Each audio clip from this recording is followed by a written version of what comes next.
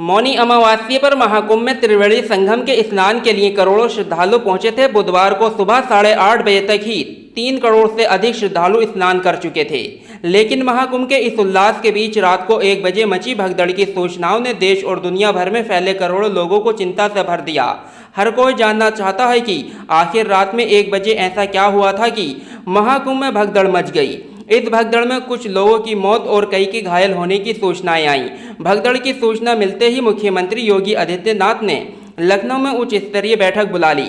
बैठक में मुख्य सचिव, डीजीपी, प्रमुख सचिव गृह, मुख्यमंत्री कार्यालय के अपर मुख्य सचिव और एडीजी लॉ एंड ऑर्डर सहित कई वरिष्ठ अधिकारी मौजूद हैं। इस बीच मुख्यमंत्री योगी आदित्यनाथ ने मीडिया से भी बात की। इस बातचीत में उन्होंने बताया कि रात में 1 से 2 बजे के बीच अखाड़ा मार्ग पर कुछ श्रद्धालुओं ने बैरिकेडिंग फांदकर आने की कोशिश की।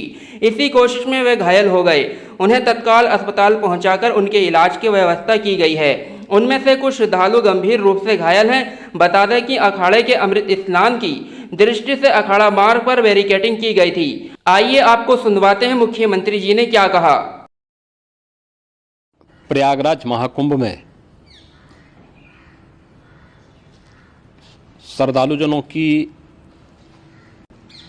भारी भीड़ है। लगभग 8 से 10 करोड़ श्रद्धालु इस समय प्रयागराज के अंदर मौजूद है। कल भी 5.5 करोड़ श्रद्धालुजनों ने महाकुंभ का स्नान किया था।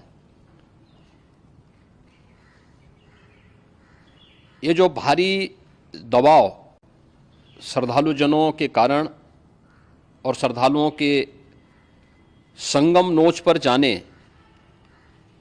के कारण वहाँ पर एक बना हुआ है, लेकिन पूरा प्रशासन मौके पे वहाँ मौजूद है।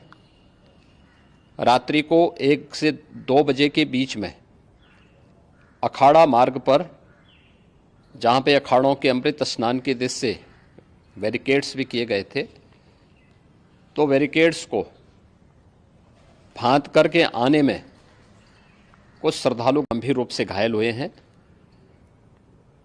उन्हें तत्काल हॉस्पिटल में पहुंचा करके उपचार आदि की व्यवस्था उनके लिए की गई है। उनमें से कुछ श्रद्धालु गंभीर रूप से घायल हैं। लगातार प्रशासन स्थानीय स्तर पर श्रद्धालुओं की सकुशल स्नान कराने के दृष्टि से रात्रि को कल सायंकाल 6:30-7 बजे से ही मौनी अमावस्या का मुहूर्त प्रारंभ होने के बाद से ही लगातार लगा हुआ है। प्रयागराज में महाकुंभ में श्रद्धालुजनों के सकुशल स्नान करने, अमृत स्नान के लिए देश भर से आए हुए श्रद्धालुजनों की व्यवस्था के लिए, उनके कुशल क्षेम के लिए आदरणीय प्रधानमंत्री जी का प्रातःकाल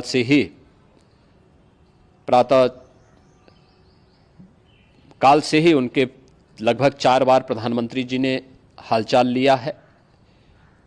माननीय गृह मंत्री जी ने, माननीय राष्ट्रीय अध्यक्ष भारतीय जनता पार्टी श्री जेपी नड्डा जी ने, माननीय गृह मंत्री श्री अमित शाह जी ने भी, और प्रदेश की माननीय राज्यपाल श्रीमती आनंदीबेन पटेल जी ने भी लगातार जानकारी लेकर के सभी के कुशल क्षेम और सकुशल स्नान कराने के बारे में निरंतर रिपोर्ट ले रहे हैं। हम लोगों की प्रातःकाल से ही श्रद्धालुजन जो भी आए हैं वे स्नान कर सकें, इसके लिए यहाँ पे उच्च स्तरीय बैठक भी चल रही है, जिसमें मुख्य सचिव भी हैं, डीजीपी हैं, प्रमुख सचिव गृह हैं, मुख्यमंत्री कार्यालय के अपर मुख्य सचिव के साथ साथ एडीजी लॉ एंड ऑर्डर के साथ साथ अन्य वरिष्ठ अधिकारीगण मौजूद हैं। प्रयागराज में हालात वर्तमान में नियंत्रण में हैं, लेकिन भीड़ का दबाव बहुत बना हुआ है। अखाड़ा परिषद से जुड़े हुए पदाधिकारियों के साथ मैंने स्वयं भी बातचीत की है।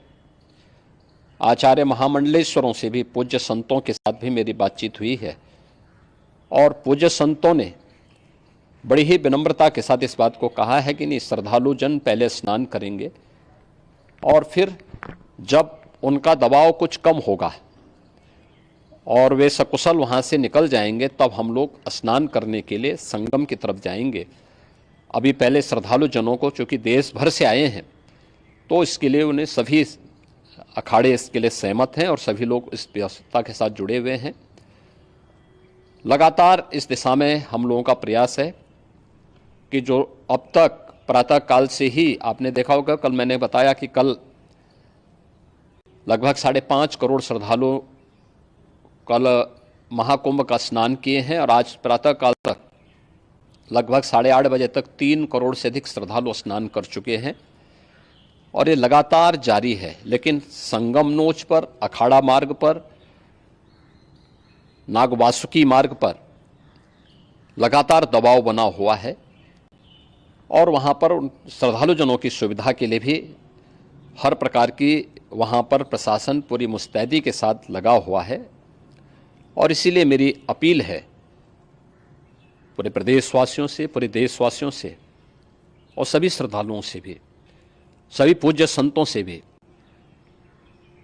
कि अफवाह पर कोई ध्यान न दें, संयम से काम लें। ये सब आयोजन सभी लोगों का है। प्रशासन उनकी सेवा के लिए पूरी तत्परता के साथ लगा हुआ है। केंद्र और राज्य सरकार पूरी मजबूती के साथ वहाँ पर हर प्रकार का सहयोग करने के लिए तत्पर है। लेकिन कोई किसी अफवाह पे ध्यान न दें। कोई भी व्यक्ति नकारात्मक अफवाह फैलाने का प्रयास करेगा, उस प्रकार से नुकसान हो सकता है।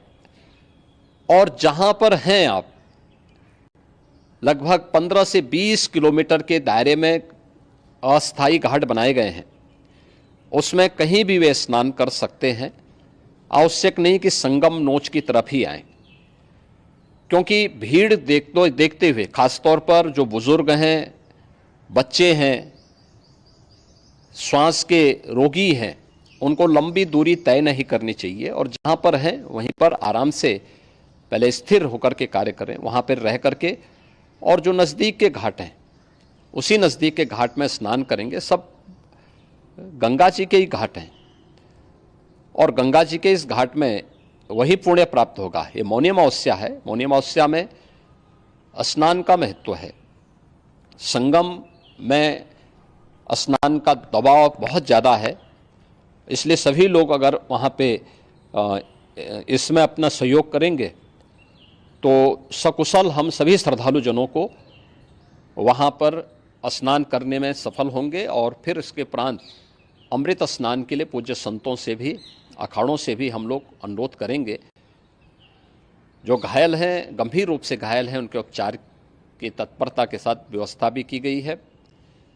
उन सबके सकुशल स्वस्थ होने की भी हम कामना करते हैं। लेकिन मेरी अपील होगी कि कोई भी नकारात्मकता न फैलाने दें और न किसी अफवाह पर विश्वास करें। स्थिति नियंत्रण में है। हाँ, दबाव जरूर है, क्योंकि मैंने आपको बताया कि प्रातःकाल से सुबह 8:30 बजे तक 3 करोड़ से अधिक श्रद्धालु स्नान कर चुके हैं।